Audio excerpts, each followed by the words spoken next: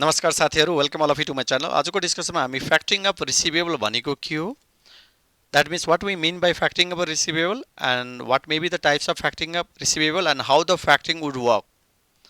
And this could be the important topic in the financial accounting, in financial management too, yeah, corporate finance.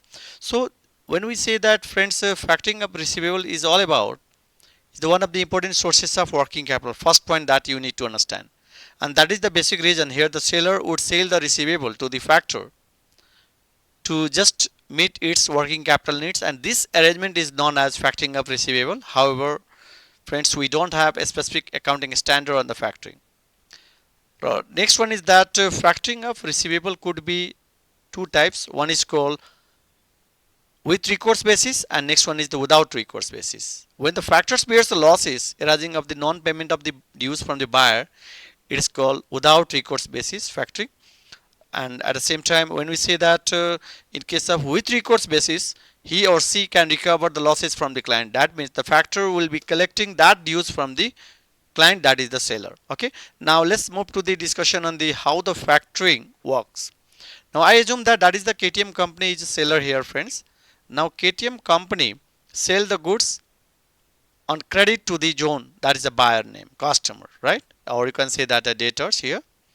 Now the KTM company sell the receivable to the factor, and this arrangement is known as factoring of receivable, and that is why in this case sell receivable for $980 without recourse base. That means this is the case of where factor will be responsible for the non-payment of the any dues from the John buyer, that is the without recourse basis.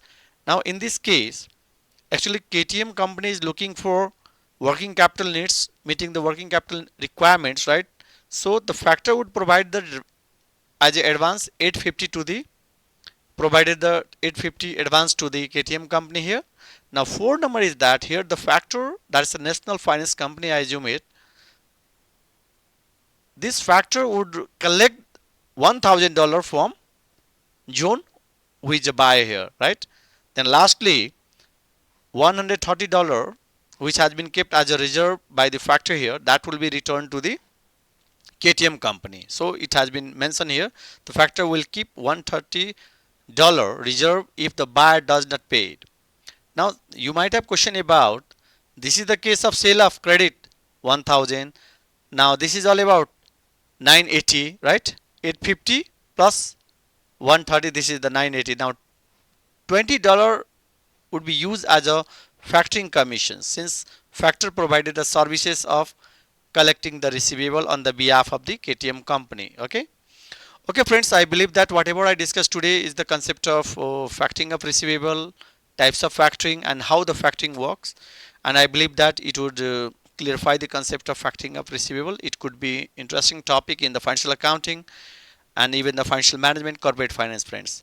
Okay, if you like this content, please like, subscribe and also share this channel. Thank you all of you for watching this video. Please take care all of you. Thank you.